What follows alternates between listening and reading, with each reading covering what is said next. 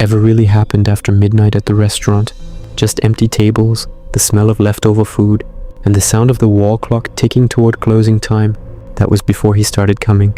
It was a rainy Tuesday when I first saw him. We were about to close. Chairs were already stacked on half the tables, and the kitchen staff had left early. I was alone at the counter, counting the cash register. When the clock hit exactly 2 a.m., the sound echoed louder than usual, and then the door opened. I remember checking the sign. We were closed. The lights were dimmed. No one should have come in. But he walked in anyway. He wore a black coat, slightly wet from the rain. His hair was flat against his forehead. His face looked pale, almost gray under the fluorescent light. He didn't look at me when he entered. He didn't look around either. He walked straight to table 6 and sat down, slowly, calmly, like he had been there many times before. I stood behind the counter for a few seconds, waiting for him to say something. He didn't, so I walked over and asked, "Sir, we're actually closed." He didn't respond, not even a blink. His eyes were fixed on the table in front of him. I felt a strange discomfort, but tried again. "Do you need something?" That's when he spoke. The usual. His voice was low, flat, almost emotionless. I frowned. I had never seen this man before in my life. "I think you're mistaken," I said. "We're closed." He slowly lifted his eyes and looked at me. That look made my chest tighten. There was something empty about it. Not angry, not aggressive, just empty. "The usual," he repeated. For some reason I can't explain, I walked to the kitchen. My hands moved automatically. I prepared a simple plate of rice and chicken. I don't know why I chose that. It just felt right. When I brought it to table 6, he didn't thank me. He didn't even acknowledge me. He just stared at the plate. I stepped back and watched from the counter. 5 minutes passed, then 10.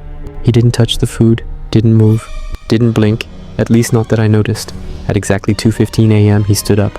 The chair scraped softly against the floor. He walked toward the door without looking at me. "Sir, you didn't pay," I said, forcing a nervous laugh. He stopped for half a second. Without turning around, he said, "Tomorrow." And then he left. I stood there confused. I walked back to table 6. The plate was still full, completely untouched. The food was cold. I told myself it was just a strange customer. Maybe he was drunk. Maybe he had mental health issues. I cleaned the table and went home. The next night, I almost forgot about him. Again, we were closing. Again, I was alone. And again, at exactly 2 a.m., the door opened. My heart dropped before I even looked up. It was him. Same black coat, same pale face, same empty eyes. He walked to table 6 and sat down. "The usual," he said before I could speak. My mouth went dry. This time I didn't argue.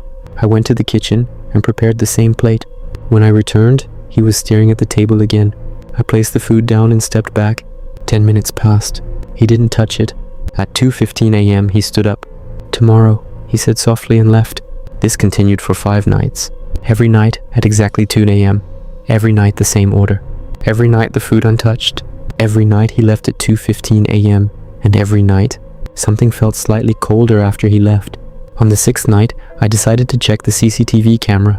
I don't know what I expected to see. Maybe proof that he was real. Maybe proof that I wasn't imagining things. The clock hit 2 a.m. The door opened. He walked in. I watched him with my own eyes as he crossed the floor and sat at table 6. But when I glanced at the CCTV monitor behind the counter, my stomach twisted. The door had opened on the recording. The chairs moved slightly from the wind, but no one walked in. Table 6 was empty, completely empty. I slowly looked back at the real table. He was sitting there, motionless, waiting. My breathing became shallow. I looked at the monitor again. Nothing, just an empty table. My hands started shaking as I prepared the food. I placed it in front of him carefully. He looked at the plate, then at me. For the first time, I noticed something else. His coat wasn't wet. There were no raindrops on the floor beneath him. It was like the rain didn't touch him at all. I swallowed hard. "Who are you?" I whispered before I could stop myself. He didn't answer. He just kept staring at me. And then, slowly, a faint smile appeared on his face.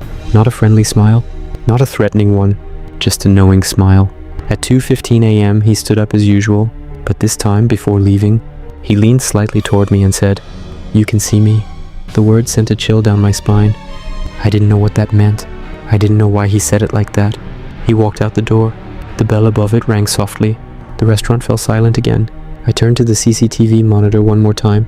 Table 6 was empty, but on the screen, for a split second, I thought I saw something. A shadow sitting where he had been, watching the camera, watching me. and then the screen flickered back to normal. I don't know what's happening. I don't know who he is. But tonight will be the 7th night, and the clock is about to hit 2 a.m. again. I'm standing alone in the restaurant, waiting, listening, and deep down, I know something has changed. Because this time, I'm not just afraid of seeing him. I'm afraid of what will happen if I don't. To be continued.